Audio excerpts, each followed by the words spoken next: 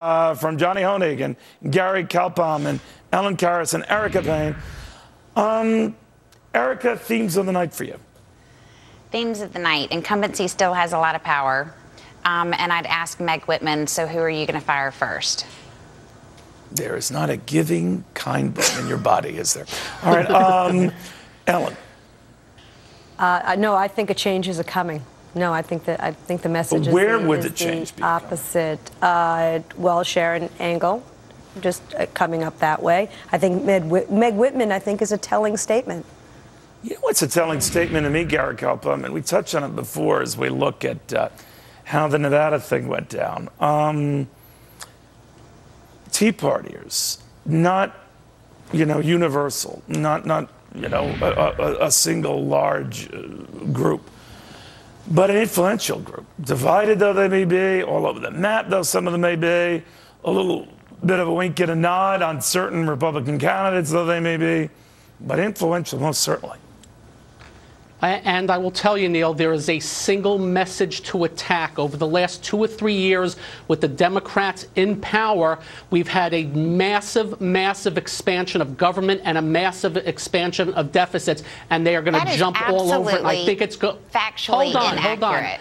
And $1 trillion on a war that we couldn't afford, $1 trillion on a tax cut we couldn't afford, and $1 trillion brought about by financial deregulation during the Bush years that led to the collapse of the economy. I mean, trying to push this on Democrats after 6 years of complete Republican control and 8 years of an election. Republican but you would say it's fair that both sides have been blaming the other, right? And that you guys can't let go of Bush. I mean, he's like the gift that keeps giving, right?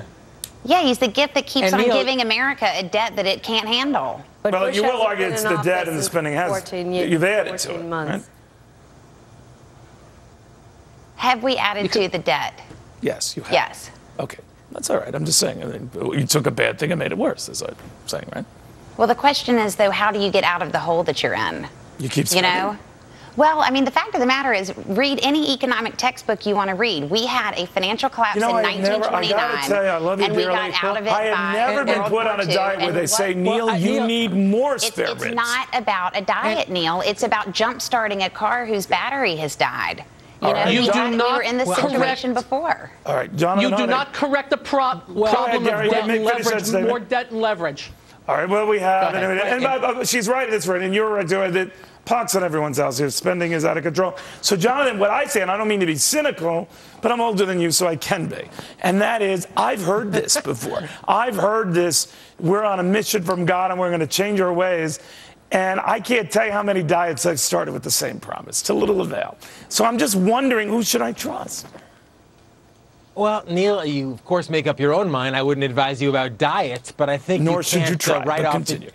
The Tea Party as, just another movement here. This truly is, in a very short period of time, a grassroots movement. And I tell you, I think Engel's proposals to privatize Social Security, for example, which maybe now seems so extremist. And when you get down to the heart, you've talked tonight about not really understanding the big party of the Tea Party. It seems to me that the basic messages are about personal responsibility, individual rights, capitalism. Now, that might seem crazy and out of sorts to Harry Reid, Nancy Pelosi, or Barbara Boxer, but those are fundamentally American issues that seem to be, as judged by tonight's results, getting a lot of play in the entire flyover zone and more. We got Bob Massey joining us out of Las Vegas. You're at the epicenter of all our problems. Not it's your cause here. I'm just saying, has anything happened today, tonight, to give you a sense that something's about to change? Harry Reid's going to be difficult to beat, but I do think that Sharon Angle, the fact that she won, shows there's a real grassroots as to her beliefs. Harry Reid, however, will mount a vicious attack. He has one of the best in the country helping him, Sig Rogich, who I'm sure you know. And Harry Reid, because of his seniority, is going to play that card big time. However, he's not very popular in Las Vegas right now, Neil, because of how devastated the city is. Many of us feel that there's a lot of things that he didn't do to help us. Of course, he will use his power in saying that there's two major issues that he brings to us. One is water, and two is gaming. That there are other things in the Senate bills that's going to be proposed to get gaming in other areas. That he is important for water in negotiations at the tables, that Sharon does not have that particular strength. Well, what wins it out? Because they're going to portray, you know, the candidate is not known by most of the time be Democrat or Republican, he or she. They're an open palette, right? So you could paint them a variety of ways.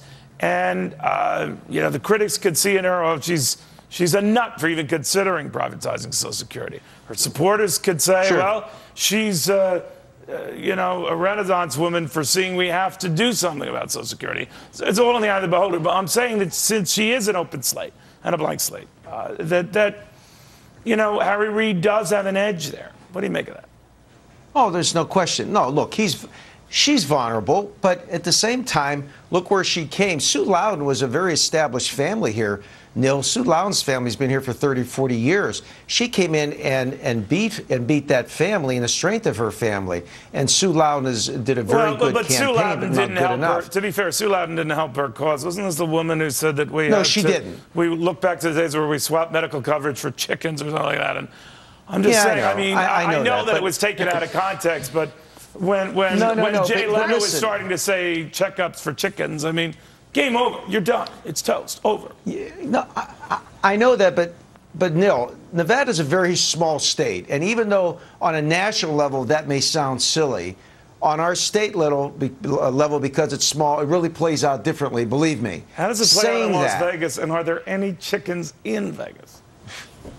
Oh, well, there are chicken ranches in Nye County. No doubt. We don't want to go into that. My point is that it was Nevada residents who voted. It was Nevada residents who voted, right? Certainly and they got concerned that the one woman they thought would be the nut wasn't, and the one they thought wouldn't was. I think what happened